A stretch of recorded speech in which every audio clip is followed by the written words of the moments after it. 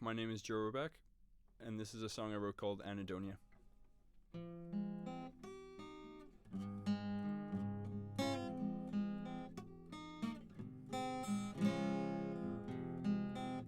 I do a lot of volunteering with mental health related things, and I volunteered in a bunch of high schools throughout the Lower Mainland, and I usually start my story by saying, when people are kids, they don't think they're going to end up in a psych ward. But when I was a kid, that's exactly where I ended up. Historically, there's been a fascinating link between chess music and mental health issues.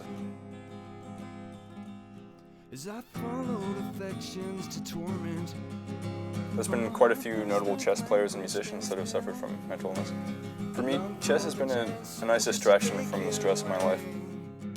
And music's an awesome creative outlet and a really important part of recovery. When I think of these days I used to be really hesitant actually about talking to people with my experience with mental health issues, but I think now that sharing my story and speaking with others has become a huge part of my recovery.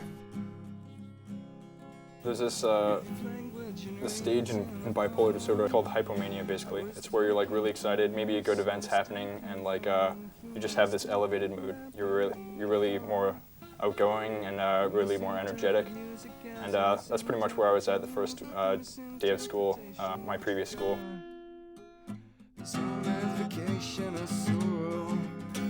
I couldn't stop like smiling.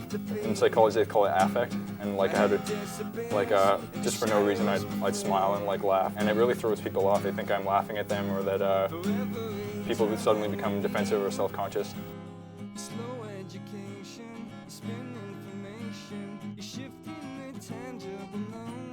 I was sitting in a lecture hall taking notes or whatever, and then I'm just sort of like laughing to myself, and I'm trying to hide it, and like the teacher thinks I'm laughing at her. So in the middle of her lecture, she stops and says, "Oh, you over there, is something funny?" And suddenly I stop laughing. I'm like, "Oh no." I send her an email. I'm like, I have this problem with laughing, like uncontrolled laughter and that kind of thing. And if you need any clarification, maybe you could take it up with the the disability center. I sort of hinted at that. I didn't really talk about it much. The next week, the same sort of thing. I have like this fit of hypomania, and I can't stop laughing. The teacher like calls me out in front of the whole class again. And she says, "Okay, what's so funny?" And then like stops the whole class. Everyone looks at me, and like even though I sent her that note, I'm like really embarrassed in class. So I talked to her. I like revealed everything, and then like we were cool. Like she was a good teacher, but like I don't know. There's a lot of misunderstanding even in the highest levels. So ultimately, the hardest part about having a mental illness, it isn't necessarily the symptoms themselves. Like I've written some of my best music when I was really depressed. Ultimately, for me, the hardest part about having mental illness is the misunderstanding, and this is what we mean by stigma.